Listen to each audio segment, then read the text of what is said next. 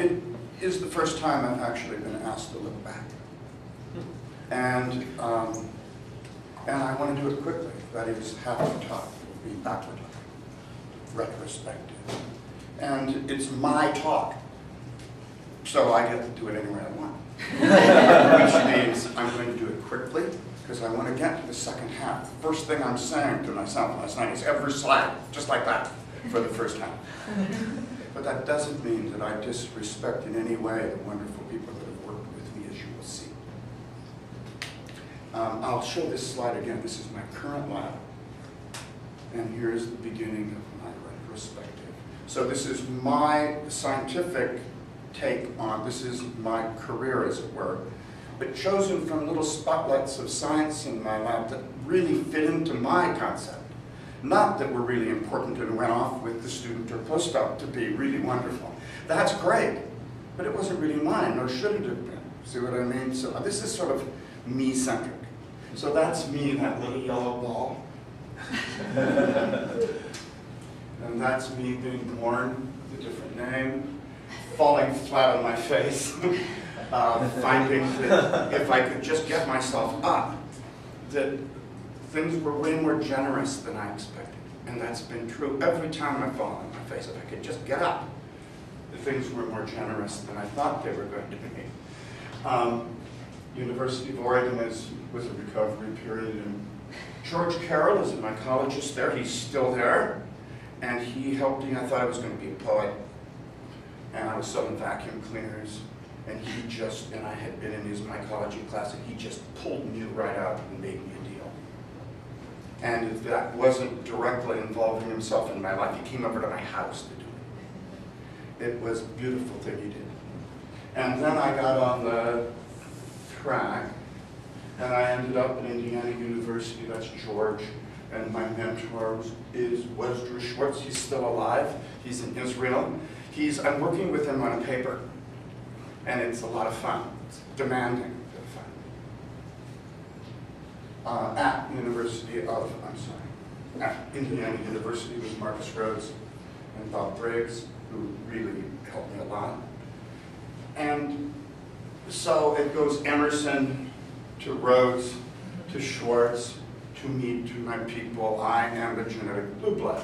Just turns out that way. It doesn't mean anything, but it is the case.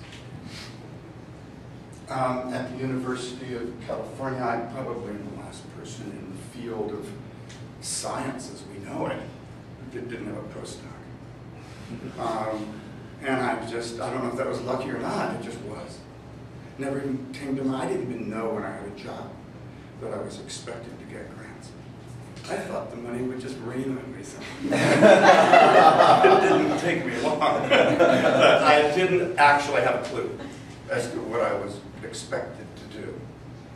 And Saifogo, great beast geneticist and a wonderful human being, if you were on his good side, actually helped me.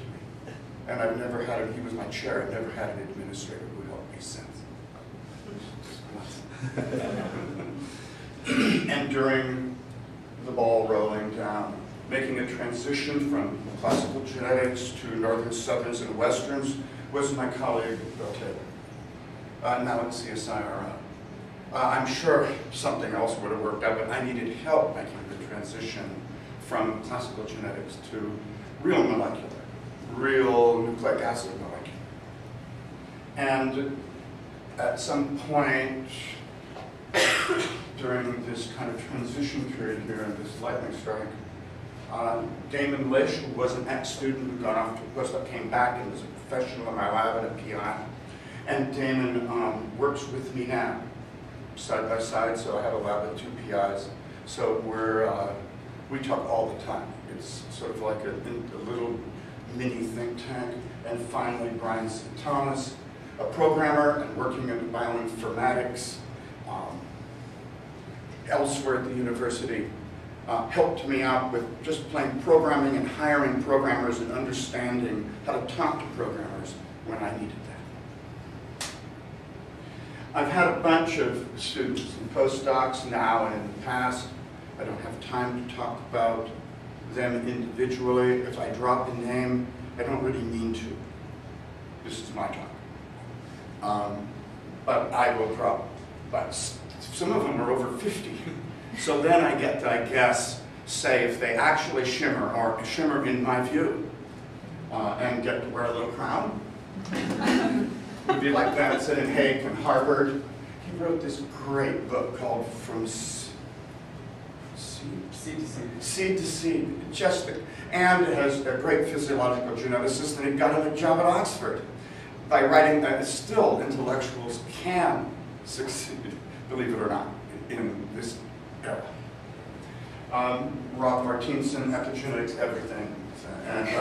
And Sundar, Venkatasan Sundaresan, and his incredible work that was in Science last year on auxin as a true morphogen. You only hit the bell with the hammer once in a while. So if you don't know what I'm talking about, auxin is a true morphogen, you should. Why my lab?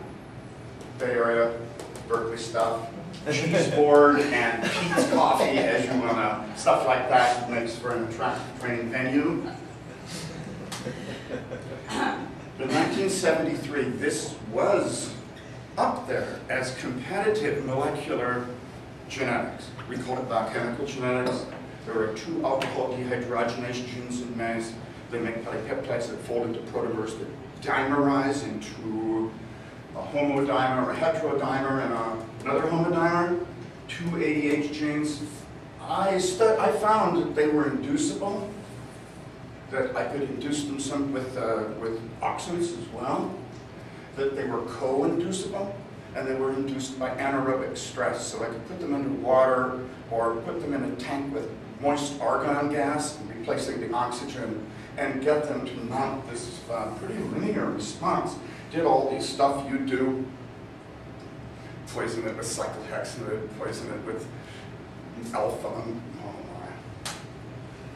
my. At the same time, and then a lot of mutants that altered the electrophoric mobility of the enzyme, how much was on this organ and that organ, how much was on in the pollen. If you had a mutant in the nature that was very high in the pollen, how come it was usually low in the root? What is it about this balance between things? I studied a lot of balancing stuff. Stuff where the gene itself wasn't limiting. There must be something else that was limiting, and there must have been some competition, kind of like a binomial equation. This is a plus-minus alcohol dehydrogenase 1 plant where the enzyme itself has been stained in the pollen grain. When I saw that, I said, God, that is so cool. I could measure 1 in a million events now. I could measure revertance, reversion. I could measure intragenic recombination between different point mutants from the same progenitor allele, from different progenitor alleles. I was off and running. All this was all before tenure. I looked at so many pollen grains stained like this in glycerin. And when you look at glycerin, they all roll just a little bit till I got seasick. Routinely, just doing my research. Here's when you stain after they've germinated. If you look carefully, you see that only the ADH negative grains have germinated. The ADH positive ones are dead because they were treated with allyl alcohol, which turns into a toxin that kills them if you have the.